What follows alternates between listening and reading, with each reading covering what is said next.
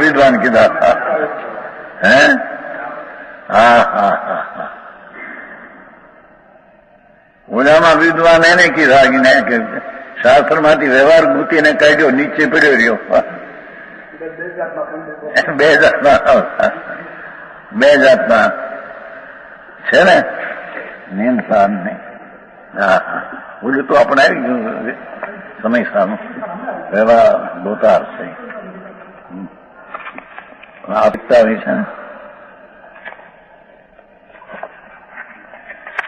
એ ચાવી મૂળ તો કેવું છે ક્ષાયક ભાવના આપવામાં નથી એથી એમ કહ્યું કે જ્ઞાન દર્શન ચારિત્ર તપ વિરિરૂપ 5 આચારોથી યુક્ત અને કાંઈ પણ પરિગર પ્રબંધથી સરળતા રહિત એવા વિદ્વાનો પૂજનીય પંચમ ગતિને પ્રાપ્ત કરવા માટે પૂજનીય પંચમ ગતિ સિદ્ધ તે પણ લીધું વિદ્વાનો પંચમ ગતિને પ્રાપ્ત કરવા માટે એ સાધ લીધું તે કરવા માટે પંચમ ભાવને સ્મરે છે હા હા ક્ષાય ભાવ પણ જેમાં નથી હા હા એવો ચૈતન પિંડ ચૈતન દળ અતિન્દ્રિય આનંદ ગુણનું એક રૂપ પ્રભુ ભગવંત જીન સ્વરૂપ ભગવંત આત્મા હા હા હા એ પંચમ ગતિને માટે વિદ્વાનો આવા પંચમ ભાવને યાદ કરે છે પંચમ ભાવને અનુભવે છે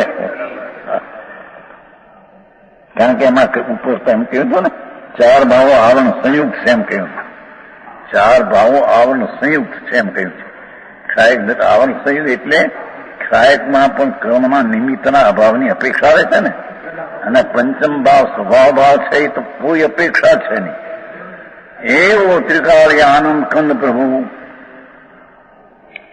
દ્રૈવ સ્વભાવ જ્ઞાયક સ્વભાવ ધ્રુવ સ્વભાવ ભૂતાર સ્વભાવ હા હા હા જેને કર્મના નિમિત્તની અને નિમિત્તના અભાવની પણ જેને અપેક્ષા નથી ક્ષાયક ભાવમાં તો નિમિત્તના અભાવની અપેક્ષા આવી હા હા હા આ કેવું છે કે એકુર વિદ્વત જો વિદ્વાનો નિશ્ચયને છોડીને વ્યવહારમાં વર્તે છે તે મિથ્યાદૃષ્ટિ છે અને વિદ્વાનો હા હા હા પંચમ ગતિ માટે પંચમ ભાવ એટલે ધ્રુવ નહીં અનુભવે છે તે વિદ્વાન સાચા છે હા હા હા હા ચિમનભાઈ આવી વાતો છે બે બાપુ નહીં તો આત્મા છે ને આત્મા અંદર એટલે ન સમજાય એમ એ વાત ન દેવી એ આડ ન નાખવી એમાં હા હા હા ભગવાન આત્મા અને 5મી ગાથામાં જેમ કહ્યું ને કુંકુંદાચાર્ય જદી દાયે જ દેખાયું છે એકત્વ વિભત્વ દાયે આપણું વિવરણ એક શબ્દ દાયે તો પેલું કહ્યું પણ જો કદાચ દાયે નીકળ્યું દેવ કહેવાનું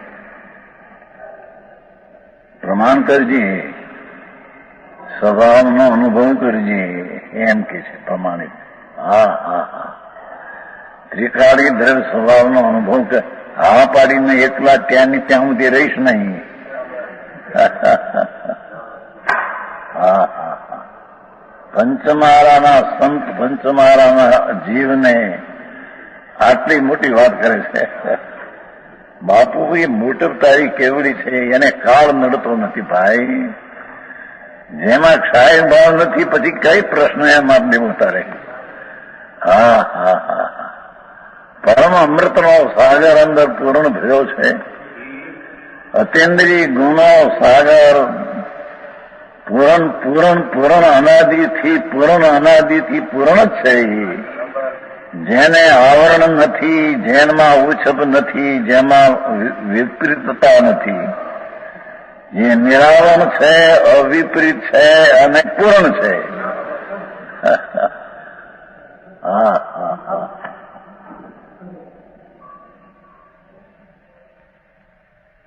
એવું જે દ્રવ્ય સ્વભાવ અહીં યથોક્ત આત્મ સ્વભાવ કીધો છે ને આત્મનો સ્વભાવ તો પહેલો એ બન્યો હતો કે વિસ્તાર સામાન સમુદાય અને આયત સામાન સમુદાય, પણ વસ્તુ શું છે એ બધું થઈ દ્રવ્ય છે. દ્રવ્ય ઉપર દ્રષ્ટિને આવે. ભલે વિસ્તાર સામાન અનંત ગુણો છે, આયત સામાન અનંત પર્યાયો છે, પણ એનું મૂળ રૂપ તો દ્રવ્ય છે.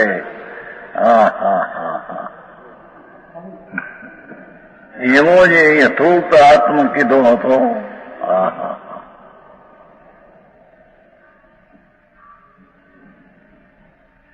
એમ કહીને પ્રભુ તને અવતાર આવા મનુષ્ય મળ્યા. ભાઈ આ ખોવાઈ જશે તો ક્યાં જઈશ ભાઈ તું? તારો પત્તો નહીં લાગે બાપા. દુનિયામાં કઠણ પડે, દુનિયા બીજી ન માને એકાંત કહેતો પણ છોડી દે બક્ષ. એકલો દ્રવ્યનો સ્વભાવ આશ્રયથી જ ધર્મ થાય એ વાત એકાંત કોઈ કહે તો છોડ ભલે કહે. વસ્તુ દ્રવ્યનું પર્યાય 3 છે, છતાં આશ્રય કરવા લાયક તો દ્રવ્ય સ્વભાવ છે. જે ગુણ અને પર્યાયનો પિંડ કીધો તો દ્રવ્ય,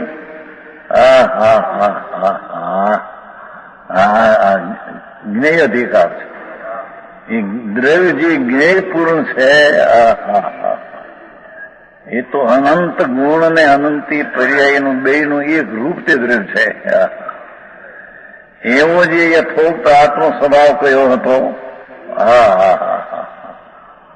હિન્દીમાં કરતા ગુજરાતીમાં સ્પષ્ટ આવે છે. હિન્દીમાં જે ખ્યાલ એટલું બધું સ્પષ્ટ નહોતું હોતું. ભાષા જરી થોડી આવે.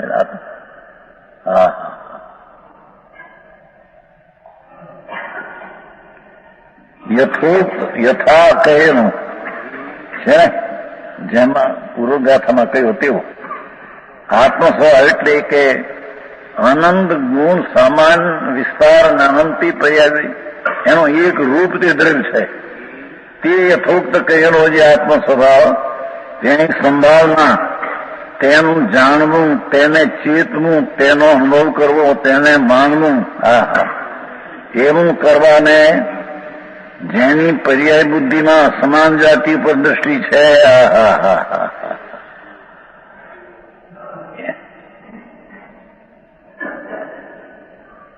એ નપુંસક હોવાથી આચાર્યો તો દેખાય છે. દેખનારો કોણ છે? દેખનારો દેખાય છે તેમાં નથી. પર દેખાય છે તેમાં દેખનારો નથી. દેખનારો દેખાય છે એમાં છે. જાણનારો જાણનારમાં છે. જાણનારો દેહને જાણે છે તેમાં એ નથી.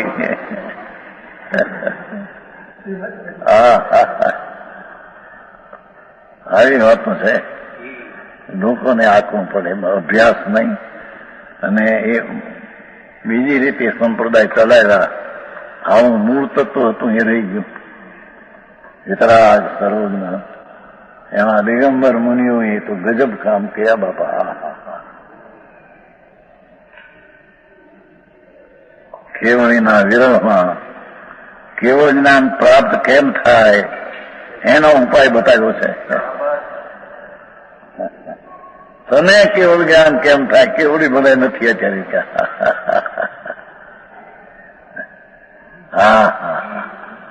પ્રભુ તો દ્રવ્ય સ્વભાવ કીધો ને તને.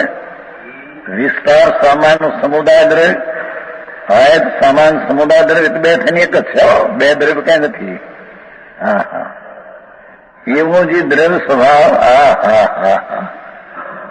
તેની સંભાવના કરવાને નપુંસક હોવાથી તેમાં જ બળ ધારણ કરે છે. એ શરીર તે હું એવી દ્રવ્ય પર્યાયમાં જ બળને વીર્યને ધારણ કરે છે. તેથી તેને નપુંસક કહેવામાં આવ્યા. જે વીર્ય સ્વભાવની રચનાનું સ્વભાવ દ્રષ્ટિ પડતા રચનાનું કાર્ય કરે એ વીર્ય જે નથી. અને એ બળ ધારણ અસમાન જાતિમાં વીર્યનું બળ જોડાણું. એને અહીંયા નપુંસકવીએ કીધું, પ્રભુ હા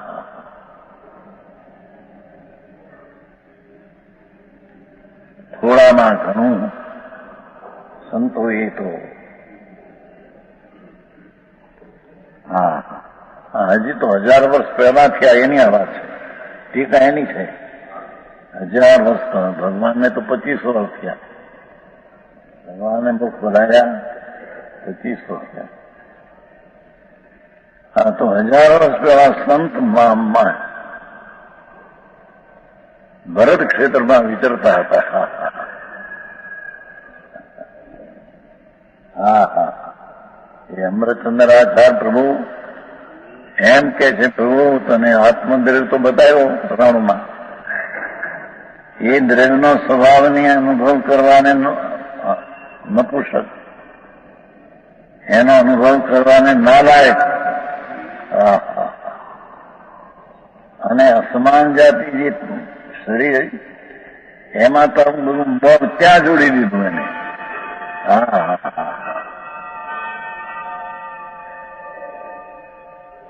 મનુષ્ય ભાવ હોય તો કેવું જ્ઞાન થાય, બીજા ભાવમાં થાય ક્યાંય?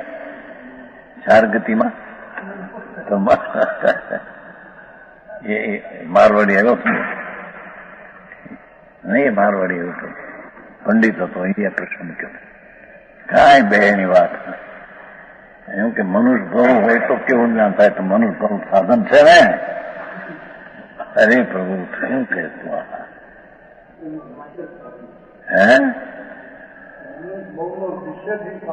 અરે એનો અભાવ, આનો સ્વભાવમાં એનો અભાવ થઈ જાય છે, એનો અભાવ કરવો પડતોય નથી. દ્રવ્ય સ્વભાવ આવો જે છે, સમાન વિસ્તાર સમુદાય એવું જે દ્રવ્ય, એનો દ્રષ્ટિનો અનુભવ કરતા અસમાન જાતિની એકતા બુદ્ધિ ત્યાં તૂટી જાય છે.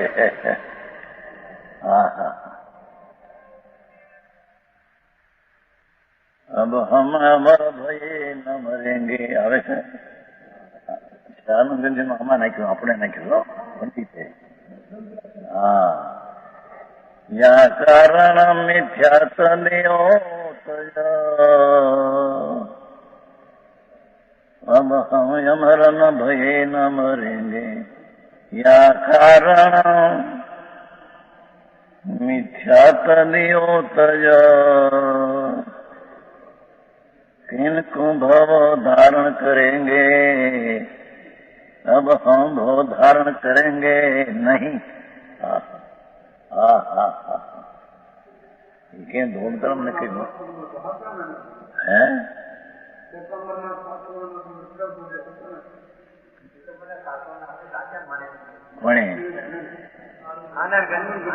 આનંદગંજી ની વાત નથી, આ તો બીજાને આપણા પંડિત મેં વાત કરી.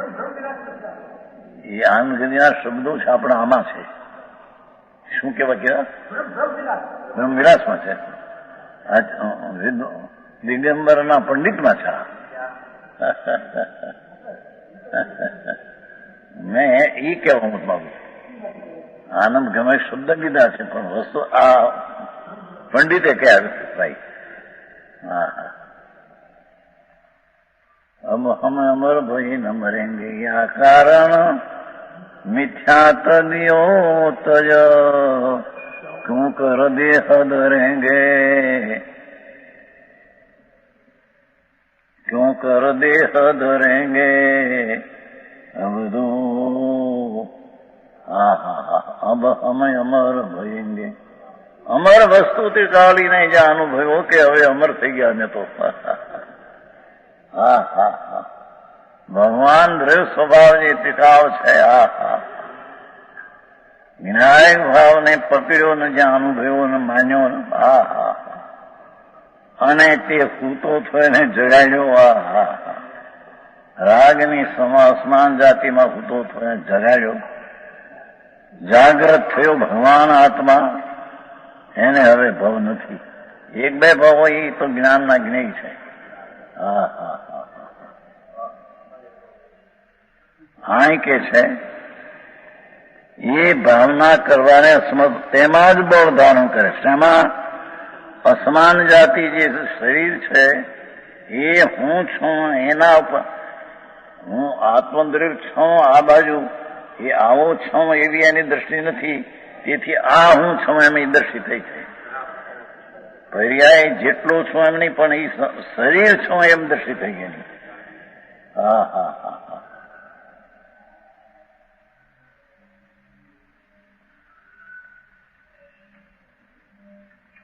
તેમાં જ બળધાન અર્થાત અસમાન જાતિ દ્રવ્ય પર્યાય પ્રત્યે જોડવાળા છે. હા બધામાં આવે છે ને પુરુષાર્થ શુદ્ધિ શરીર આજ્ઞમ ખરું ધર્મ સાધન લ્યો મૂકીને એ તો નિમિત્તની કથનની વાત છે. શરીર આદિ સાધન કેવા જ્યાં દયાદાન અને વ્રતના ભગવાનની ભક્તિનો ભાવે સાધન નથી. હા હા અરે આવી વાત ક્યાં મળે પ્રભુ. આવો મનુષ્ય દેહ આવ્યા અને એમાં પણ મનુષ્ય જૈનપણું મળ્યું. એમાં વાણી સાંભળવાનો જોગ એ કઈ ઓછી વાત છે. પણ અરે બિચારા ક્યાં પ્રયાસ છે કેટલા. અત્યારે તો આ બધું ક્લાસમાં છોકરાઓને ઈંડા આપો ને એવું આવે છે. મોટો લેખ આવે ક્લાસમાં છોકરાઓને ઈંડા આપો. અરે અરે ક્યાં ગયા ઈંડાને ખવડાવો આમ કરો. અરે એને આ વાત સાંભળવા મળે નહીં.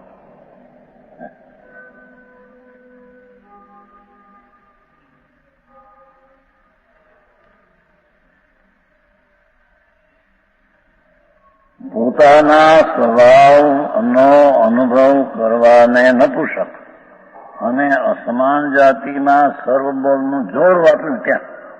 હા હા હા કીધું ને એમાં જ બળ ધારણ કરે છે. અર્થાત તે અસમાન જાતિ દ્રવ્ય પર્યાય પ્રત્યે જોરવાળા છે.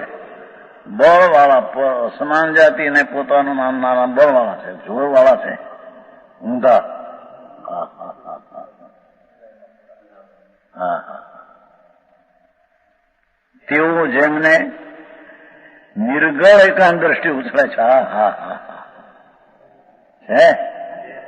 નિર્ગળ એ અંકુશ વિનાની બેહદ જેવો મનુષ્યાદી પર્યાયમાં દિન છે તેમને બેહદ એકાંત દ્રષ્ટિ ઉછળે છે. હા હા આ એકાંત દ્રષ્ટિથી જોઈ. આ સ્વભાવ છું ને વિભાવને મનુષ્યનું નથી એ અનેકાંત દ્રષ્ટિ છે. હા હા હા શ્રીમદે કહ્યું ને અનેકાંત પણ સમ્યક એકાંત એવા નિજપદની પ્રાપ્તિ આ બાજુ ઢળ્યા વિના અનેકાંત પણ સાચું નહીં થાય. હા હા હા હા આવ્યું છે ને એ કલાક વ્યાખ્યાન આપી હતી વાવાણીયામાં. એક આ લીટીનું એક બાપુ અનેકાંત અનેકાંત પણ અનેકાંતમાં સમ્યક એકાંત એવા દ્રઢ સ્વભાવ તરફ ઢળ્યા વિના અનેકાંતનું સાચું જ્ઞાન નહીં થાય. હા હા હા અંતરના દ્રઢ સ્વભાવ તરફ ઝૂક્યા વિના પર્યાયને રાજ છે. પર્યાયમાં એવું વ્યવહારનું જ્ઞાન પણ યથાર્થ નહીં થાય. હા હા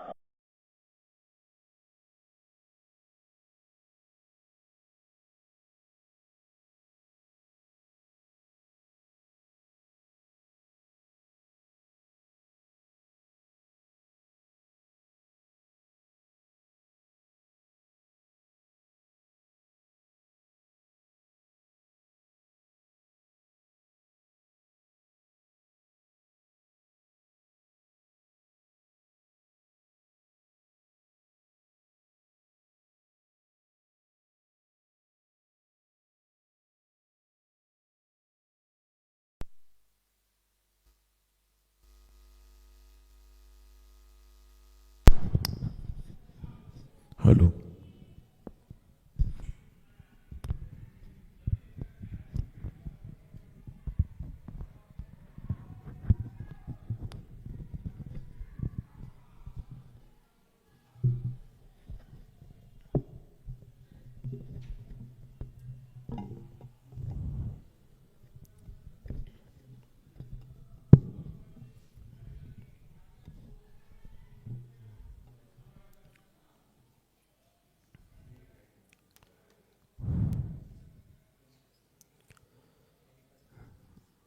चलिए सावधान। ळमो अरिहंताणम ळमो सिद्धाणम ळमो आयरियाणम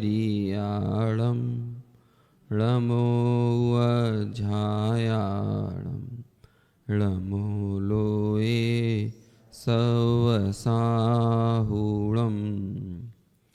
मंगलम भगवान वीरो मंगलम गौतमो गणी मंगलम कुंद कुंदाद्यो जैन धर्मोस्तु मंगलम सर्वमंगल मांगल्यम सर्वकल्याणकारकम प्रधानम सर्वधर्मानां जैनम जयतु शासनम जैनम जयतु शासनम। एस सुरासुर मणुसिन वंदिदम धोदघायिकम मलम पड़मामि वर्धमाणम तित्थम धम्मस्कतारम।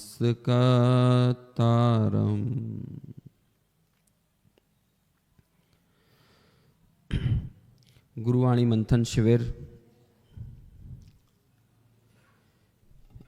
में हमारे स्वाध्याय की श्रृंखला में द्वितीय दिवस और प्रवचन सार का जो हमने गुरुदेव श्री का मंगलमय व्याख्यान सुना, वो तीसरा ये हिस्सा था। हालांकि गाथा एक 94 नंबर की ही चल रही है और उस 94 नंबर की गाथा की टीका में भी आज की आधी लाइन को और मिला लें तो अभी तक के लगभग 60 मिनट के इस सफ़र में हम लोगों ने तकरीबन 2 सवा 2 लाइन, यदि हम मूल ग्रंथ में देखेंगे तो 2 सवा 2 लाइन इसकी होती हैं, उतनी सी टीका के भाव के ऊपर गुरुदेव श्री चर्चा करते हुए और कुछ एक पंक्तियों में इतने भाव विभोर होते हुए देखे जा रहे हैं कि वो एक लाइन उन्हें इतनी आकर्षित कर रही है आत्म स्वभाव की संभावना में नपुंसक होने से। और आज थोड़ा सा विषय आगे बढ़ा था, मैं तो सोच रहा था कि थोड़ा सा विषय और चलेगा तो अगली पंक्ति पर बात होगी, लेकिन ठीक है, वो अगले व्याख्यान में कल सुबह संभवतः जो लाइन निकली थी निरर्गल एकांत दृष्टि वाले। एक्चुअली क्या है, अमृत चंद्राचार्य के शब्दों में ही कुछ जादू है। यही वजह है कि आप देखिए एक समय सार पर और एक आत्मख्याति पर 19 बार जब गुरुदेव प्रवचन करते हैं तो हमें कई बार इसका भी कंपैरेटिव स्टडी करना चाहिए कि 15वीं बार की गाथा में गुरुदेव ने इस टीका में से किस पंक्ति को, किस बात को हाईलाइट विशेष किया, और वही यदि 18वीं बार के प्रवचन में कौन सी पंक्ति, कौन सी गाथा हाईलाइट करते हैं, 19वीं बार में कौन सी गाथा। ये देखिए, क्योंकि वो श्रोता सापेक्ष होकर बात नहीं कर रहे हैं। यदि उन्हें तमिलनाडु ले जाया जाता है तब भी वो तत्व सापेक्ष या विषय सापेक्ष होकर ही अपनी चर्चा करते हैं। इसलिए उन्हें स्वयं को क्या आनंद आ रहा है, कौन सी पंक्ति में उनका चित्त रमता है, ठहरता है, तो उस पंक्ति में बिना लोगों की परवाह किए, उनकी चिंता किए हुए, कई बार हम देखेंगे कि एक गाथा और एक टीका को आधा पौन प्रवचन में ही पूरा कर देते हैं, और कई बार एक एक टीका पर 3-3, 4-4 दिन तक उनकी विशद चर्चा चलती रहती है। और उसका हमें एक एग्जाम्पल इस टीका में भी देखने को मिलेगा, जब हम देखेंगे कि आखिरी के हिस्से को बहुत तेजी से आगे निकालते चले जाएंगे, लेकिन शुरुआत की पंक्तियों में बहुत ठहराव देखने को मिल रहा है। और यहाँ पर आज की चर्चा में एक बात और आई, अभी की जो हमने चर्चा सुनी, कि एक दिन पहले गुरुदेव ने हिंदी में प्रवचन किया था, जो हमने कल रात को सुना था, वो पूरी चर्चा हिंदी में चल रही थी। लेकिन चूंकि जो जिसकी मातृभाषा होती है उसमें जब कोई चर्चा करता है तो उसका भाव कुछ और विशेष निकल के आता है, क्योंकि हमें ये सोचना नहीं पड़ता ना शब्द कौन से प्रयोग करें। और यदि आप जैसे कि अभी हमें अंग्रेजी में बोलने को कह दिया जाए तो हमें यही सोचने में समय लग जाएगा कि इसके लिए मैं क्या शब्द प्रयोग करूं। तो मैं जिस एक प्रवाह में बोलते रहना चाहता हूं, मैं वैसे ना बोलकर अपने भावों की प्रमुखता को गौण करके शब्दों में विशेष रूप से उलझ जाता हूं। लेकिन जब गुरुदेव अपनी मातृभाषा मतलब गुजराती में बोलते हैं तो वे खुद कहते हैं अब इस भाषा में भाव विशेष खुलता है। तो आज भी जब ये चर्चा चली तो उन्होंने वो असमान जाति द्रव्य पर्याय में ही ये बल धारण करता है, जीव और पुद्गल की जो मिली हुई पर्याय है, जीव पुद्गलात्मक असमान जाति पर्याय, उसमें ही बल धारण करता है और इस कारण से वो आत्म स्वभाव की संभावना में नपुंसक हो जाता है। यहां पर एक भजन को उन्होंने याद किया, जो भजन आनंद घन जी के नाम से भी प्रचलित है, लेकिन वो हमारा मेरे हिसाब से किसका, ध्यानत राय जी का, हाँ ध्यानत राय जी का वो भजन है। तो किसी ने ये सवाल भी किया कि ये आनंद घन जी का भजन है, तो उनको तो श्वेतांबर मत के शास्त्र सच्चे लगते थे, तो कहते, तो उन्होंने उस बात को सुधारा। उन्होंने कहा नहीं, आनंद घन जी ने भी लिखा है ना, वो उसके मूल लेखक कौन है, वो तो उन्हें शायद नाम याद नहीं आया होगा, बोला था उन्होंने नाम नहीं बोला, दिगंबरों के पंडित का लिखा हुआ है, तो शायद उनको जो भी है नाम याद नहीं आया होगा। तो ध्यानत राय जी का वो भजन था। कौन सा भजन था? अब हम अमर भये न मरेंगे, और फिर अगली लाइन जिसके लिए वो भजन उन्होंने प्रयोग किया, तन कारण मिथ्यात्व दियो तज, क्यों करी देह धरेंगे। क्योंकि ये जो देह हमारी दिख रही है, द्रष्टव्य है, ये देह ही वास्तव में क्या, इस पूरी टीका के पहली पंक्ति में जिसके ऊपर सबसे ज्यादा समझिए कि एक अटैक किया गया है कि ये असमान जाति द्रव्य पर्याय में बल धारण करता है, तो हम और आप लोगों की सबसे बड़ी शंका क्या बनी है जीवन को लेकर? यदि भय भी है तो वो भय किस बात को लेकर है? बीमार ना पड़ जाएं, मर ना जाएं, और मर ना जाएं, बीमार ना पड़ जाएं, है ना, असुंदरता ना आ जाए, एक्सीडेंट ना हो जाए, ये सारी चिंताओं में हमारा कितना उपयोग निरंतर लगा रहता है। आज आपको पता होगा कि सबसे ज्यादा यदि किसी सेक्टर में नई नई कंपनियां रजिस्टर्ड होकर आ रही हैं और सबसे ज्यादा टर्नओवर जिन कंपनियों का देखा जाता है वो इंश्योरेंस सेक्टर का है। और आप लोग भी लोगों से पूछेंगे ना, लोगों की कमाई कुल 5 लाख रुपए होगी, लेकिन आप देखोगे तो वो सालाना इन्वेस्टमेंट 1.5 लाख रुपए, 2 लाख रुपए, 30-35% काय में डाल रहा है, इंश्योरेंस में डाल रहा है। सैकड़ों कंपनियां तो मेरे हिसाब से अभी काम कर रही हैं और हजारों कंपनियों ने आवेदन दे रखे हैं कि हमें भी इस फील्ड में आ जाने दो। ये पूरा मार्केट किसके ऊपर चलता है? और अकेला यही मार्केट नहीं है, आप किसी भी जगह पे चले जाओ, आप वकील के पास भी जाओगे ना तो वो आपको डराएगा पहले। और किस बात के लिए डराएगा? तुम्हें जेल हो सकती है 2 साल की, 6 साल की, 15 साल की, है ना। ये कोई छोटा मोटा केस नहीं है, छोटा मोटा मामला नहीं है, ताकि हम इतने डर जाएं। तो वो डर वास्तव में सीधा किससे जुड़ा हुआ है? असमान जाति द्रव्य पर्याय से जुड़ा हुआ ही तो है। किसी डॉक्टर के पास जाओ, जरा सा कहो कि साहब यहाँ पे मेरे को जरा दर्द हो रहा है, यहाँ पे दर्द हो रहा है, तो वो सीधा दर्द को ऐसे इंगित करेगा, ऐसे इग्नोर मत कर देना, नहीं तो ये क्या हो सकता है, ये तो कैंसर ही हो सकता है। बिल्कुल जरा जरा सी चीजों में देखो, एक होता है अनुभूत दुख और एक होता है मूलभूत दुख। 2 शब्द हैं, कौन कौन से? अनुभूत दुख और मूलभूत दुख। हम लोगों के अनुभूत दुख तो कदाचित अलग अलग हो सकते हैं, लेकिन मूलभूत दुख सबका एक ही है। और क्या है वो मूलभूत दुख? सत्ता का नाश ना हो जाए। क्या है वो मूलभूत दुख? हमारी सत्ता, और हमारी सत्ता किससे मान रखी है हमने? जैसे मान के चलो आपको थोड़ा सा वायरल फीवर हो जाए ना, तो अनुभूत दुख तो हो सकता है वो वायरल फीवर का, लेकिन मूलभूत दुख क्या है? गाड़ी चलाने बैठे, ट्रेन में बैठे, बस में बैठे और ओमकार मंत्र पढ़कर बैठे, नियम लेकर बैठे, है ना, तो गाड़ी चल रही, थोड़ा झटका लिया, और जब से वो एयर इंडिया का प्लेन क्रैश हुआ है उसके बाद यदि बादलों के कारण, बिजली के कारण थोड़ा सा यदि प्लेन ऐसा ऐसा हो जाता है ना, तो अनुभूत दुख तो क्या होता है? झटके का। लेकिन मूलभूत दुख क्या होता है? सत्ता के नाश का। और ये सबका मूलभूत दुख एक ही है, अनुभूत दुख सबके अलग अलग है। समझ में आया? किसी का सर दर्द होगा, ये अनुभूत दुख हो सकता है, लेकिन मूलभूत दुख क्या है? किसी का जुकाम नहीं जा रहा, किसी की खांसी नहीं जा रही, अनुभूत दुख अलग है, लेकिन मूलभूत दुख क्या है? ये मूलभूत दुख किसके कारण है? आप तो इसका उत्तर बताओ।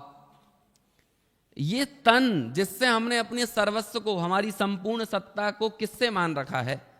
ये जीव पुद्गलात्मक असमान जाति पर्याय में ही अपना संपूर्ण बल धारण करता है।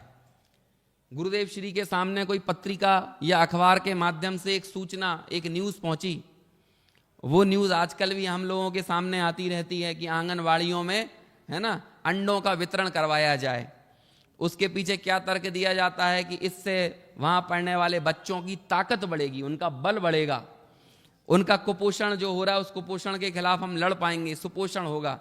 गुरुदेव ने कहा कि भाई उन सब लोगों को तो इस बात की खबर ही नहीं है। समझ में आया? वो अपने आसपास घटने वाली घटनाओं को भी देखकर कोई क्षणिक भावुक संवेदनशीलता दिखाकर मात्र नहीं रह जाते, बल्कि वो उसे इस दुर्लभता के साथ जोड़ते हैं कि देखो ऐसे अनेकों जीव हैं, उन्हें तो खबर ही नहीं है, उन्हें पता ही नहीं है कि असली बल आखिर दिखाना कहाँ है, असली वीर, असली सामर्थ्य, असली पौरुष आखिर प्रदर्शित कहाँ होता है। लोगों को यही लगता है कि थोड़ी सी चेहरे पर चमक आ जाए, इसका नाम ही हमारे पौरुष का निखार है, हमारे बल का निखार है। थोड़ी सी शक्ति बढ़ जाए, हम खेलने में अच्छे हो जाएं, हम लड़ने में अच्छे हो जाएं, हमारी वर्क एफिशिएंसी बढ़ जाए। समझ में आया ना? आज इसके ऊपर बहुत काम होता है। वर्क एफिशिएंसी, 8 घंटे काम कर रहे हो तो कितना करने लगे? 10 घंटे कर पाए, 12 घंटे कर पाए। बहुत खेद होता है, दुख होता है कि लोग ध्यान और योग जैसी चीजों को भी किससे जोड़ते हैं। ध्यान काय के लिए करना? लोग दुनिया भर में आज ध्यान बहुत प्रचलित हो रहा है, लेकिन वो ध्यान काय के लिए था? अंतर मुहूर्त के लिए ध्यान धारण किया जाए तो क्या हो सकता है? पढ़ते हैं ना अपन, क्या है? ध्यानम अंतर मुहूर्ताद वाला वो जो सूत्र है, क्या है? एकाग्र चिंता निरोधो ध्यान ध्यानम अंतर मुहूर्तात्, ये है ना। एकाग्र चिंता का निरोध करके हम जब अंतर मुहूर्त के लिए ध्यान करें तो वो ध्यान तो कहते हैं परंपरा से केवल ज्ञान का कारण है, लेकिन आज दुनिया में जिस ध्यान की मार्केटिंग हो रही है वो कौन से बल को धारण करने के लिए है? कि आप 40 मिनट सुबह ध्यान करो, आपकी वर्क एफिशिएंसी बढ़ जाएगी। काय में वर्क, आप ऑफिस में 7 घंटे काम करने में थक जाते थे ना, अब आप 10 घंटे करोगे। योग करोगे तो क्या हो जाएगा? आपकी वर्क एफिशिएंसी बढ़े। मुझे तो इससे भी ज्यादा दुख तब होता है जब ध्यान को, योग को, इन सारी चीजों को का प्रयोग भी किसमें किया जाता है? कहते हैं कि इसमें भी यौन सेवन आदि की वृद्धि में, काम सेवन की वृद्धि से इस चीज को जोड़ दिया जाता है, और इसे लोग अपना पौरुष मानते हैं, इसे लोग अपना क्या कहते हैं, बल मानते हैं। लेकिन आत्म स्वभाव की संभावना में आचार्य कहते हैं वो नपुंसक है, आत्म स्वभाव की संभावना से नपुंसक है। और ऐसे ही वहां पे ये जब सामने आया तो लोगों के सामने एक ही तर्क है कि ताकत बढ़ेगी, बल बढ़ेगा। अरे आप कितनी ताकत बढ़ोगी? देखो जिंदगी भर हम सबसे ज्यादा वफादारी किसके प्रति निभाते हैं? इसी जीव पुद्गलात्मक असमान जाति द्रव्य पर्याय के प्रति निभाते हैं ना। लेकिन आप देखो यही सबसे ज्यादा बेवफाई कर देता है, और जब मर्जी पड़ती तब कर देता है। आप पूरा योग कर लो, आप ध्यान करो, प्रॉपर डाइट लो, प्रॉपर पोषण बॉडी को दो, लेकिन जरा सा मौसम में चेंज आता है और आप लोगों को देखोगे कि 4 दिन का वायरल फीवर होगा तो पूरी की पूरी सामर्थ्य एकदम धराशायी हो जाती है।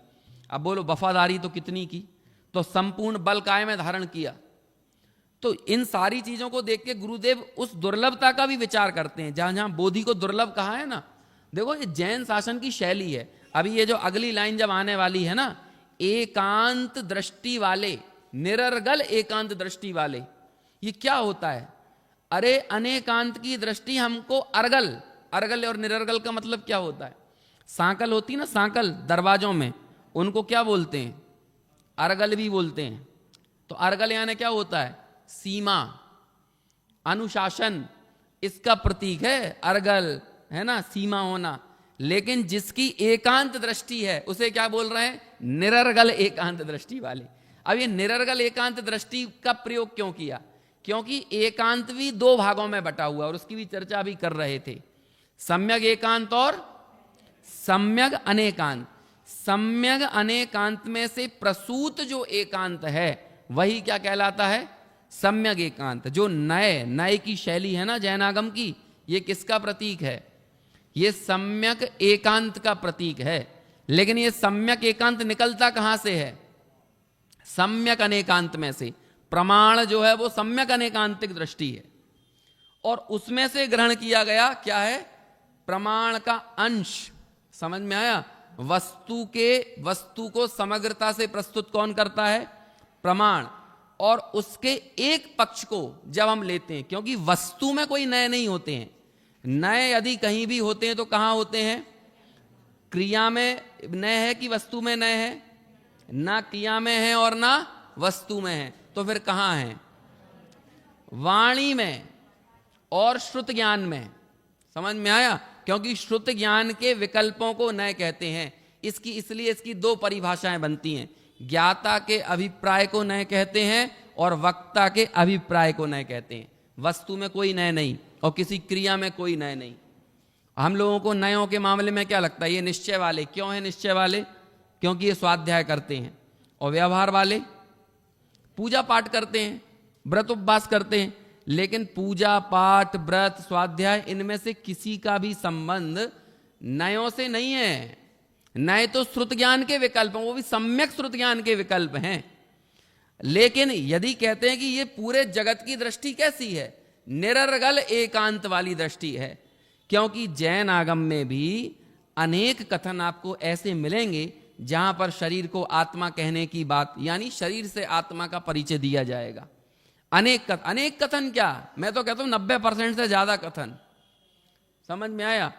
और ये सारी एक व्यवस्था है। उपचरित असद्भूत व्यवहार नए, है ना, अनुपचरित असद्भूत व्यवहार नए। मोस्टली जो विषय मिलेगा आपको जैन आगम में भी, वो किसका मिलेगा? उपचरित असद्भूत और अनुपचरित असद्भूत का ही तो मिलेगा। उपचरित असद्भूत में क्या होता है? जो देह से भिन्न वस्तुओं को, संबंधों को जो देह जीव का कहता है वो क्या कहलाता है? उपचरित असद्भूत व्यवहार नए। और जो देह को अपना कहता है, इसको थोड़ा ऐसे भी समझाते हैं कि एक होता है संयोग संबंध और एक होता है संश्लेष संबंध। संश्लेष संबंध उसमें जो एकमेक होकर एक क्षेत्रावगाह रूप से रहता हुआ जो दिख रहा है वो सब क्या है? संश्लेष है। लेकिन संयोग क्या कहलाते हैं? अब इनमें संयोग और संश्लेष के अर्थ भी अलग अलग स्थानों पर बदलते रहते हैं। अब करें क्या? शब्द सीमित हैं, अर्थ असंख्यात हैं और ज्ञान अनंत है। हमें संख्यात शब्दों से असंख्यात अर्थों का प्रतिपादन करना है। इसलिए एक ही शब्द को अलग अलग अर्थ को बताने के लिए प्रयोग किए जाते हैं। इसलिए शब्दों में कोई अर्थ नहीं होता, संदर्भ में अर्थ होता है। जब तक आप किसी संदर्भ को नहीं समझोगे तब तक आप शब्दों से अर्थ ग्रहण नहीं कर पाएंगे। समझ में आया ना? अभी जैसे अक्सर देखिए जिनवाणी में कोई भी बात चल रही है, जिनवाणी में बात चल रही है, जिनवाणी का कोई भी कथन किसके लिए है? राग देश की वृद्धि के लिए कि राग देश के अभाव के लिए? जीव को परद्रव्य का कर्ता साबित करने के लिए है या अकर्तत्व के बोध के लिए है? ज्ञातृत्व की भावना की पुष्टि करने के लिए। लेकिन अलग अलग भूमिकाओं में पड़े हुए जीव को उसकी उस भूमिका से ऊपर उठाकर लेके आने में हमारे लिए व्यवहार ने हस्तावलंबन की तरह काम करता है, तो हम उसे उठाकर लेके आते हैं। लेकिन यदि वो इसके बाद हमने जो हस्तावलंबन के लिए प्रयोग किया था ना, यदि उस हस्तावलंब को ही वो उपादेय मान ले, अंतिम सत्य मान ले, तो कहते हैं जहां जहां जे जे साधक छे तहां ते बाधक है। अभी तक जो साधक था ना वही क्या बन गया है? अब वो बाधक बन गया है। तो ऐसे कथन मिलेंगे जहां पर जिनवाणी में आपको ऐसा कहने में आएगा कि जैसे भगवान आदिनाथ की काया कितनी थी। अब बोलो भगवान आदिनाथ के शरीर से उनका परिचय देने लगे कि नहीं? कि जो 500 धनुष की काया वाले थे, है ना, जिनके भरत आदि 101 पुत्र थे, जिनकी नंदा और सुनंदा जैसी रानियां थी। अब बोलो कैसे परिचय दे रहे हैं? तो अब ये सब काय के लिए है? अरे पहले प्राथमिक दृष्टि से, क्योंकि निश्चय किसी को दिखता नहीं है। अब निश्चय दिखता नहीं है इसलिए बिकता नहीं है। समझ में आया ना? और व्यवहार दिखता है तो वो बिकता है, जो दिखता है वो बिकता है। तो तो हम लोग भी जब निश्चय की बात को भी पकड़ने आते हैं तो कहां अटक कर रह जाते हैं? जो दिखता है। समझ में आया ना? लेकिन स्पष्ट शब्दों में उद्घोषणा। देखो इस गाथा में भी 12वीं गाथा को गुरुदेव श्री ने याद किया था। कौन सी 12वीं गाथा? समय सार की 12वीं गाथा को याद किया। अभी क्या है कि शुरुआत में तो उतने ही लोग थे गुरुदेव को सुनने वाले, है ना, तो अब मैं उसे कोट भी कैसे करूं कि 12वीं गाथा में क्या बात आई थी, है ना। देखो ये हम लोगों का इस पूरे कार्यक्रम का मूल उद्देश्य क्या है? यहाँ वक्ता को नहीं सुनना है, यहाँ गुरुदेव की दृष्टि को समझना है। अब आप गुरुदेव को सुनो नहीं और उसके बाद मात्र बाद की चर्चा में शामिल होने की कोशिश करोगे तो आप रिलेट ही नहीं कर पाएंगे आगे पीछे से, क्योंकि हमें बात तो वही करना है जो बात निकल चुकी है। तो अब मैं आपको बताऊं भी तो कैसे बताऊं? तो 12वीं गाथा का एक रेफरेंस दिया था। अब देखो हमने यदि वो नहीं सुना होगा तो मुझे पूरी चर्चा को वापस रिपीट करना पड़ेगा। अब इशारे में काम कैसे चलेगा? और वो 12वीं गाथा को क्यों याद किया? अरे ये व्यवहारावलंबी व्यक्ति की नियत को बताने के लिए कि यदि वहां 12वीं गाथा का अर्थ भी किया तो क्या किया? देखो कहीं कहीं व्यवहार ने प्रयोजनवान है, व्यवहार ने प्रयोजनवान। अरे व्यवहार ने प्रयोजनवान है कहने का मतलब क्या है? जानने में आता हुआ प्रयोजनवान है। अब आप ये समझ रहे हैं, पहली चीज तो वो जो व्यवहार है, जो भूमिका अनुसार वर्तने वाला व्यवहार है, वो बिना निश्चय के पैदा होगा क्या? नहीं। प्रश्न का उत्तर दीजिए आप कि मिथ्या दृष्टि निश्चय वाला होता है कि व्यवहार वाला होता है? निश्चय वाला अध्यात्मी होता है कि आगमी होता है? कौन होता है मिथ्या दृष्टि? उसे अध्यात्म का बल है मिथ्या दृष्टि को कि आगम का बल है? कोई बल नहीं है। परमार्थ वचनिका में बनारसी दास जी ने ये पहले अध्यात्म किसे कहते हैं, आगम किसे कहते हैं, वो समझाया। वहां व्यवहार को भी समझाया, बहुत सारे वहां पर बताए कि शुद्ध द्रव्याश्रित शुद्ध व्यवहार, है ना, मिश्र यानी मिश्र शुभाशुभ मिश्रित मिश्र व्यवहार, और अशुद्ध द्रव्य जन्य अशुद्ध व्यवहार, ऐसे करके व्यवहार के 3 भेद किए हैं। वहां पर उन्होंने कहा ये जो मिथ्या दृष्टियों का व्यवहार है ना, ये तो अशुद्ध द्रव्य के अवलंबन से आ रहा है और वो अशुद्ध व्यवहार है, वो कोई व्यवहार ही नहीं है। समझ में? उसको तो कोई मान्यता ही नहीं दी गई है। और वहीं पर उन्होंने चर्चा की, अध्यात्म और आगम को समझाया और फिर क्या कहा? मिथ्या दृष्टि ना अध्यात्मी ना आगमी। और मालूम तर्क क्या दिया है? एक शब्द आया, छोटा सा शब्द, निर्वेदकत्वात्। क्या शब्द है? निर्वेदकत्वात्। ये क्या होता है निर्वेदकत्वात्? कि वो आगम और अध्यात्म को पढ़ा भी, सीखा भी, समझा भी, लेकिन है कैसा? निर्वेदक। वेदन कुछ नहीं है, संवेदन कुछ नहीं है, इसलिए उसे क्या कहा? निर्वेदकत्ता। जैसे आप ये बताओ, यहां पर इस प्रवचन को, अपनी इस चर्चा को कौन सबसे अच्छे से सुन रहा है? जो एकदम word to word, comma, full stop के साथ बता सकता है? कौन बता सकता है ऐसा? अभी प्रश्न पूछे जाएंगे तो कोई ऐसा है जो बता सके? एक है जो सुन रहा है इतनी आराम से, एक एक चीज, ये कैमरा और इससे जो लाइव टेलीकास्ट हो रहा है, बोलो कॉमा, फुल स्टॉप, उतार चढ़ाव के साथ सुन रहा है कि नहीं? अब लेकिन उत्तर दो, ये आगमी की अध्यात्मी? कैसा है? आगमी है कि अध्यात्मी? ऐसे ही मिथ्या दृष्टि के लिए क्या कहा? मिथ्या दृष्टि ना आगमी ना अध्यात्मी, क्योंकि पढ़ा तो लेकिन वेदन कुछ भी नहीं। ये जो मेरे पास ये कंप्यूटर रखा है ना, इसमें सारे ग्रंथों की पीडीएफ पड़ी हुई है। तो बोलो ये आगमी है कि अध्यात्मी है? और जो नंबर डालता हूं मैं, वो प्रवचन निकल कर सामने आ जाता है। ऐसा तो हम और आप में से कोई नहीं कर पाएगा। एक एक गाथा। आजकल तो और एआई का जमाना आ गया है। उस एआई में आप लिखोगे ना, वो चैट जीपीटी है ना, उसमें आप नीचे लिख दो कि प्रवचन सार गाथा 94 और फट से लिख के दे देगा। वो टीका की 6वीं लाइन तो तुरंत 6वीं लाइन निकाल के दे देगा। तो बोलो वो आगमी की अध्यात्मी? ना आगमी ना अध्यात्मी। क्यों? निर्वेदकत्वात्। समझ में आया? तो अब बताओ, मिथ्या दृष्टि व्यवहारी की निश्चयी? और हम लोगों के प्रश्न होते हैं इस तरह के लोग प्रश्न करते हैं कि देखो भैया, जब तक सम्यक दर्शन नहीं हो रहा तब तक क्या करें, और मालूम वो आपसे एक लॉलीपॉप लेके चला जाएगा कि हाँ तब तक पूजा करो, तब तक व्रत करो, तब तो उसे लगेगा कि हमारा तो सम्यक दर्शन के साथ बड़ा सौतेला व्यवहार है, हमने ये मानकर बैठा है कि हमें आना ही नहीं है वो, और इसलिए हमने क्या किया है, हमने वो व्यवहार की घास इकट्ठी कर ली है। समझ में आया? जबकि वो कहते हैं व्यवहार है ही नहीं, क्योंकि व्यवहार भी होगा तो किसके होगा, अरे निश्चय के साथ। समझ में आया ना? तभी तो देखो अब वो क्या है, जैसे स्वभाव में मग्नता है, उस मग्नता के साथ वर्तने वाला जो राग भाव है वो क्या है, वो दिख रहा है ना, जानने में आता हुआ प्रयोजनमान है। उसका क्या हो रहा है, जैसे मुनि राज के जीवन में निश्चय चारित्र तो स्वरूपाचरण स्वरूप है ना, स्वरूप में जो रमणता है, मग्नता विशेष है, तीन कसाय चौकड़ी के अभाव रूप जो निश्चय चारित्र है वो है। लेकिन उस व्यवहार चारित्र जो क्या है, जो कि उस भूमिका में वर्तने वाला राग है। अब वो राग कैसा है, वो राग ऐसा ही है कि वहां पर 28 मूल गुण आदि का पालन करने का भाव आए बिना रहेगा नहीं। तो वो 28 मूल गुण आदि का पालन जो होगा वो उपादेय बुद्धि के साथ होगा या जानने में आता हुआ प्रयोजनमान है, बताओ।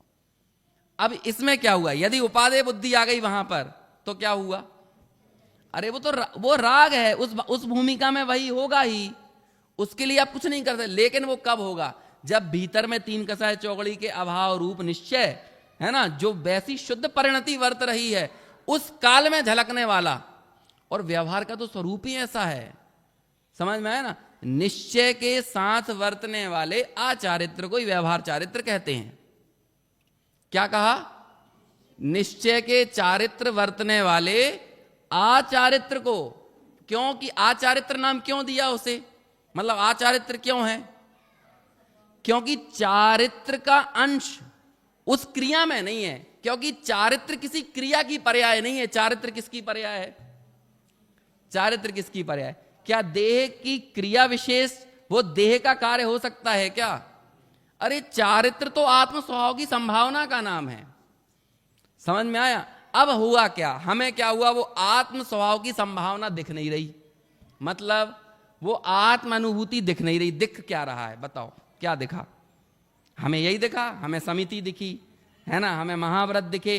तो फिर जीव ने क्या किया, उस आत्म स्वभाव की संभावना को तो नकार दिया, अपना सारा बल कहां पर धारण किया, ये गुरुदेव बोलेंगे। लेकिन जब ये बात कोई समझेगा नहीं तो लोग उन्हें क्या लगने लगेगा, देखो मुनिपद की आलोचना कर रहे हैं या अणु महाव्रतों की आलोचना कर रहे हैं, अणुव्रत की, अरे नहीं कर रहे, महाव्रतों में जिंदगी डाल रहे हैं, मरे पड़े हुए महाव्रतों में चेतना डाल रहे हैं। गुरुदेव श्री ने महाव्रतों को मारा नहीं है, महाव्रतों को जिंदा कर दिया है। महाव्रत तो मरे हुए थे उससे पहले। समझ में आया कि नहीं? ये बाल तप बाल व्रत की संज्ञा क्यों दी है, जैसे गुड्डा गुड़िया का खेल है ऐसा कह दिया हमारे आचार्यों ने कि ये तो बाल व्रत हैं, बाल तप है। अरे मरण को वैलिड नहीं माना साहब, अब और क्या बताएं। मिथ्या दृष्टि मर भी जाए तो कहते हैं क्या मतलब, कैसा मर गया, बाल मरण है, बाल मरण। समझ में आया? ये संज्ञा दी है। अब बोलो मिथ्या दृष्टि को इससे भी बुरा कुछ कहा जा सकता है, क्या कहेंगे इससे बुरा, लेकिन आचार्यों ने इससे भी बुरा कहा। समझ में आया? जीव विमुक्को सवाओ दंसण विमुक्को भी चल सवाओ, है ना। जैसे जीवन से विमुक्त मुर्दा होता है, ऐसे ही सम्यक दर्शन से रहित भी सब कैसे हैं, चलते फिरते मुर्दा हैं। अब बोलो और क्या कह दे, क्या कैसे भी करके हमारी उस पर्याय बुद्धि को छुड़ाने का काम किया है, जैसे भी करके। और यहां पर कह दिया कि तुम्हारी सारी ताकत कहां पर जाया हो रही है, कहां पर बिखर रही है। जीव पुद्गलात्मक असमान जाति पर्याय में बल धारण करते हो, अपनी सारी ताकत कहां दिखाते हो। निरर्गल एकांत दृष्टि वाले हो, तुम्हें समझ में नहीं आ रहा कि वैभाविक पर्याय क्या होती हैं और स्वाभाविक पर्याय क्या होती हैं। वैभाविक पर्यायों का जन्म कहां से होता है, वैभाविक पर्यायों को वैभाविक कहा क्यों जाता है, और स्वाभाविक को स्वाभाविक संज्ञा मिली क्यों है। विचार तो करो। हमने उस राग को, हमने इस देहजन्य क्रियाओं को हमने किससे जोड़ लिया है, आत्म स्वभाव से रिलेट कर दिया है। और ऐसी सारी दृष्टियों को क्या नाम दे दिया, निरर्गल एकांत दृष्टि वाले। समझ में? क्योंकि अनेकांत की दृष्टि सीमाओं से बंधी हुई है। अनेकांत, हमारा जैन शासन का अनेकांत, कई लोगों इन द सेंस अन्य मत वालों ने कई बार ऐसे आक्षेप किए कि ये तो बिन पैंदी के लोटे हैं, है ना, ये तो इधर भी धड़क जाते हैं और इधर भी धड़क जाते, ऐसे अनेकांत और शादवाद का मजाक उड़ाया है। उन्हें ये नहीं मालूम कि जैन शासन में अनेकांत का भी अनेकांत कहा गया है। और अनेकांत का अनेकांत क्या है? यदि हम ये कहने लगे हम अनेकांतिक, हम अनेकांतिक, हम अनेकांतिक, तो ये क्या हो गया? अनेकांत का एकांत हो गया। इसलिए अनेकांत में अनेकांत क्या होता है कि हम अनेकांतवादी भी हैं और एकांतवादी भी हैं, और हम एकांतवादी नहीं भी हैं और अनेकांतवादी नहीं भी हैं। अब इसको प्रूव करो। हम मिथ्या एकांतवादी नहीं हैं और मिथ्या अनेकांतवादी नहीं हैं, और सम्यक अनेकांतवादी हैं और सम्यक एकांतवादी हैं। ये जैन दर्शन का अनेकांत में अनेकांत है। बाकी सारे दुनिया के मत एकांत से ग्रसित हैं, लेकिन एकांत से ग्रसित होने के बावजूद भी किसी के पास नय नहीं है। लेकिन नयों की व्यवस्था भी यदि किसी के पास है तो किसके पास है? वो जैन दर्शन के पास है। इसलिए अन्य लोग तो नए दृष्टि विहीन हैं, प्रमाण दृष्टि विहीन हैं, और वे प्रमाण और नय की दृष्टि से विहीन लोगों के लिए क्या कहा? निरर्गल एकांत दृष्टि वाले। ऐसे लोग जिनकी निधियां बिना सांकलों में पड़ी हुई हैं। तो लुटना है। जिनके दर्शन की, ज्ञान की, चारित्र की निधियां कहां पड़ी हैं? बिना सांकल में। और बिना सांकल में पड़ी होने का मतलब क्या है? अरे जो श्रद्धा और जो ज्ञान और जो चारित्र आत्मा को छोड़ के भागा भागा फिर रहा है, निकला किससे? है किसकी देन? है किसकी संपत्ति? ऐसे उस अखंड आत्म स्वभाव की दृष्टि में तो नपुंसक, और ऐसे वो गुण भी मारे मारे फिर रहे हैं। वो श्रद्धा मारी मारी फिर रही है, वो ज्ञान मारा मारा फिर रहा है, वो आचरण, वो चारित्र मारा मारा फिर रहा है। यदि क्योंकि निरर्गल आत्मदृष्टि वाले मारा मारा फिर रहा है। इन द सेंस शब्दों के भाव को समझना। अरे मिथ्या दर्शन, मिथ्या ज्ञान, मिथ्या चारित्र क्या है? ये आत्मा की वैभाविक परिणतियां ही तो हैं। ये वैभाविक परिणमन ही तो हो रहा है। तो ये वैभाविक परिणमन क्यों है? निरर्गल एकांत दृष्टि वाले। क्या होगी सांकल? सांकल मतलब अर्गल क्या होगी इसमें?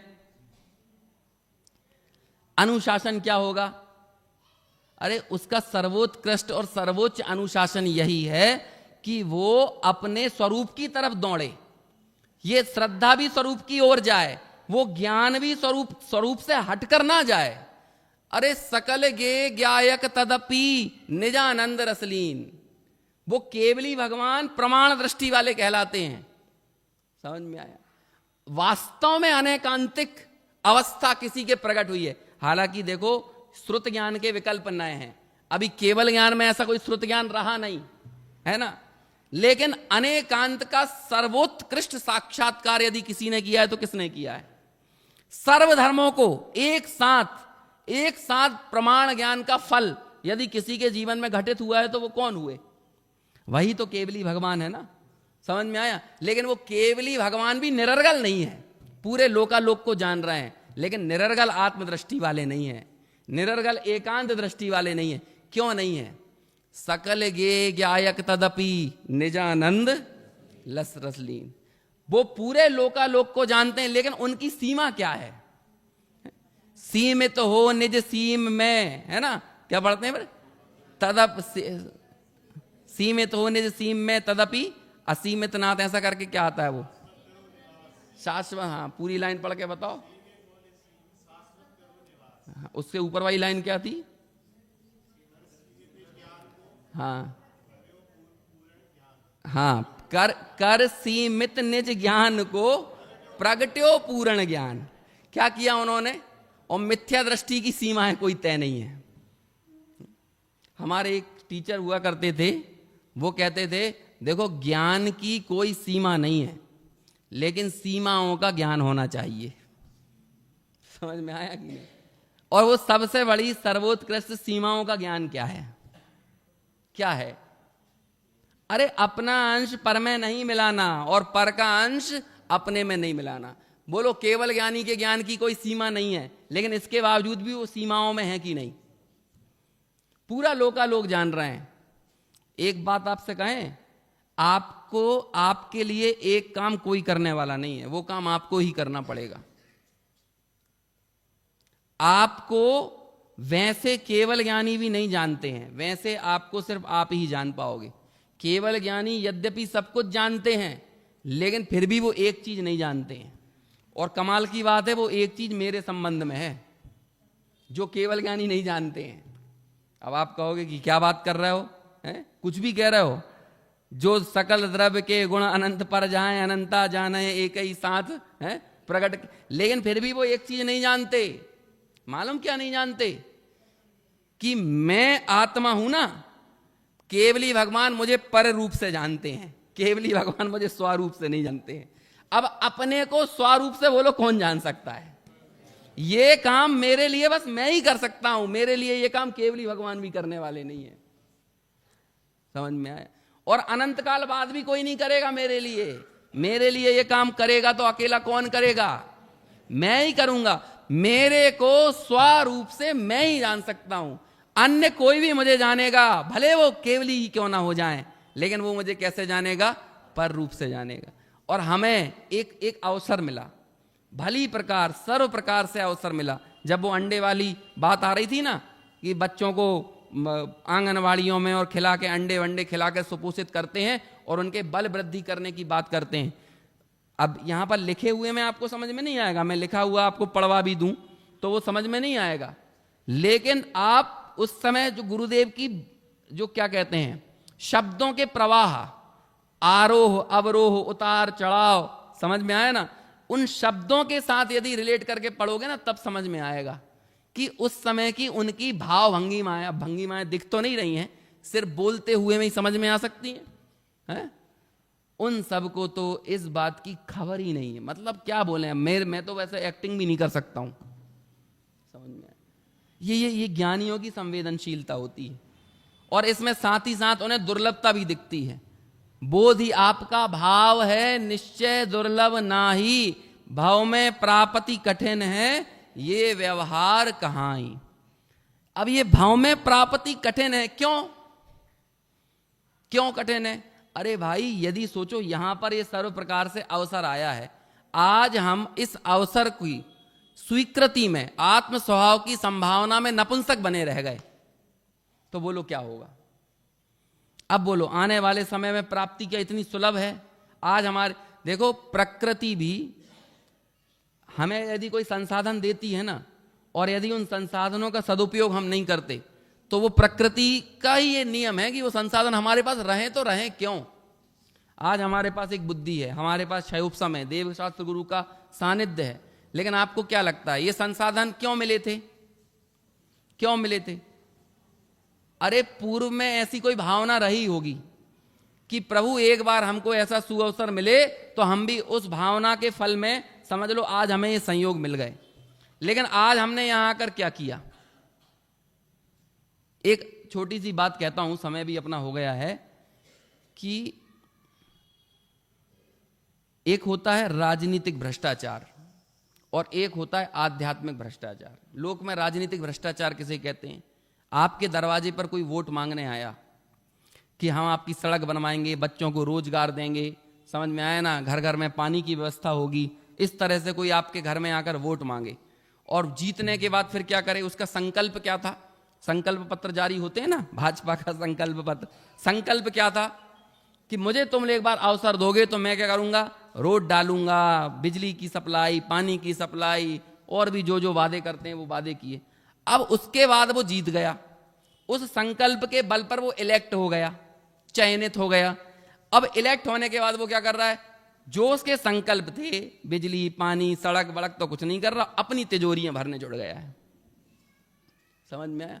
ऐसे ही हमारी मान के चलो कोई एक ऐसा संकल्प, एक भावना थी, है ना? वो राजेंद्र कुमार जी के भजन में भी आता है ना, नरक में जिसने भावना भाई, मानुष तन को पाने की। वेश दिगंबर धारण करके से मुक्तिपुरी को जाने की। ये भावना थी कि नहीं थी? थी ना। अब ये भावना कभी कदाचित कैसी रही होगी, तो हमें आज संसाधन मिल गए, आज हमें देवशास्त्र गुरु मिले, हमें क्षय उपशम मिला, बुद्धि मिली, सब मिला, अब हम इलेक्ट हो गए।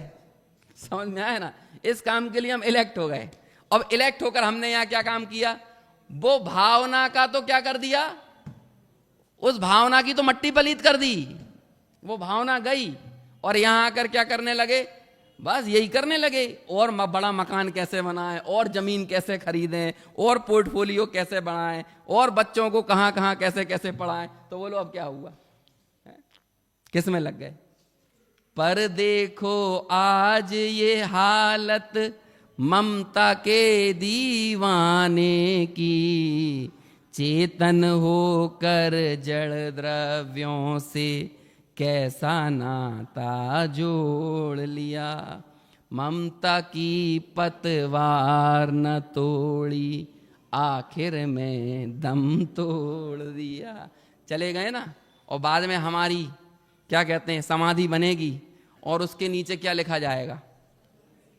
है? बोलो, आत्म स्वभाव की संभावना में हम कितने बलवान रहे, कितनी हमारी ताकत की अभिव्यक्ति वहां पर देखने को मिली। समझ में आया?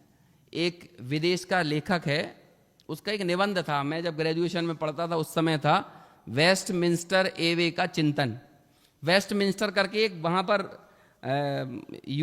लंदन में एक जगह है वेस्टमिंस्टर। मालूम वो जगह क्या है? वो कब्रगाह है, मतलब वहां पर शमशान समझ लो, कब्रें गड़ी रहती हैं। तो वो वहां बैठकर चिंतन करता है कि देखो, इन जब कब्रों को मैं देखता हूं तो बीच में जन्म तिथि लिखी हुई है, और फिर बीच में 2-4 चीजें लिखी हुई हैं कि ये सीए थे, ये डॉक्टर थे, ये राजनेता थे, ये सांसद थे, जो भी उसने 2-4 चीजें की, 2-4 चीजें की, और फिर नीचे क्या लिखा हुआ है? उनकी मृत्यु की तिथि लिखी हुई है ना? ये इस अमुक तारीख को जन्मे, इन्होंने ये पढ़ाई की, इन्होंने इन पदों को धारण किया, इन्होंने और 1-2 उपाधियां, इन्हें सम्मान प्राप्त हुए, और फिर ये मर गए। तो वो विचार करता है कि इन सारी की सारी समाधियों को देखकर लगता है इस आदमी ने पैदा होने के बाद और 70-80 साल की जिंदगी में बस ये 3 काम किए और फिर बाद में क्या हुआ? बस मर गया, और बस उसको लिख दिया। और वो फिर वहां विचार करता है कि लेकिन मैक्सिमम कब्रें कैसी थीं? जिस पर सिर्फ जन्म तिथि और मरण तिथि लिखी हुई थी। और वहां वो क्या सोचता है? इन कब्रों को देखकर ऐसा लगता है इसने सिर्फ पैदा होने और मरने के अलावा कुछ काम नहीं किया। समझ में आया? जो काम कौन कर रहा है? जो काम निगोदिया कर रहा है, वो क्या कर रहा है? पैदा हो रहा है, मर रहा है, पैदा हो रहा है, मर रहा है। समझ में आया ना? ऐसे ही हम सब लोग भी जो जिंदगी भर लगे रहे दाव पैंच में, उठा पटक में, समझ में आया ना? सारी तिकड़म लगा ली हमने, खूब मायाचारी करी, खूब लोभ कसाई की, खूब क्रोध किया, खूब अभिमान किया, लेकिन अल्टीमेटली हमारी रेस खत्म हो गई। तो उस खत्म हुई वाली रेस के नीचे क्या लिखा रहेगा? हम पैदा हुए और हम मरे। तो हमारी अल्टीमेटली हमारी स्थिति क्या हुई? वो अक्षर के अनंतवे भाग वाला ज्ञान, उसके पास तो कोई संभावना थी नहीं, बेचारा एक ही काम कर सकता था। उसके लिए नियम सार में एक शब्द प्रयोग किया है, कार्य रहित कर्म फल चेतना, है ना? है ना? कौन सा शब्द है? शायद 47वें नंबर की गाथा की टीका में, कार्य रहित कर्म फल चेतना। एक ऐसा है सकार्य, कार्य सहित कर्म फल चेतना वाले जीव, जो हम सब संगी पंचेंद्रिय जीव होते हैं। हम कुछ करते भी हैं, मतलब कर्म भी करते हुए देखे जाते हैं, और कर्म फल को भोगते हुए तो हैं। लेकिन वो बाकी जीव तो कैसे हैं बेचारे? सिर्फ कर्म फल ही कर्म फल को भोग रहे हैं। तो क्या कर रहे हैं? कर्म फल उनकी नियति है, जन्मना मरना, जन्मना मरना, जन्मना मरना। लेकिन हमारे पास तो संभावना थी ना, बुद्धि थी ना, विवेक था ना। लेकिन हमने क्या किया? हम भी तो जन्मे और मरे, बीच की उठापटक को तो हम खुद ही काउंट नहीं कर रहे, हम खुद ही उन्हें काउंट नहीं कर रहे। तो सोचो कि आचार्यों की सभा में, आचार्यों की दृष्टि में उसको वैलिडेशन कैसे मिल सकता है? वो कैसे प्रमाणिक हो सकती है? वो तो उन सारी क्रियाओं को क्या संज्ञा दे रहे हैं कि तेरा सारा का सारा बल कहां पर लगा? तेरा बल कहां पर लगा? बिखरने वाली चीज में तेरी ताकत लगी। समझ में आया? ये कह रहा है मैं महावीर हूं, पापड़ को तोड़ सकता हूं, कागज मरोड़ सकता हूं। समझ में आया? इसलिए मैं महावीर हूं।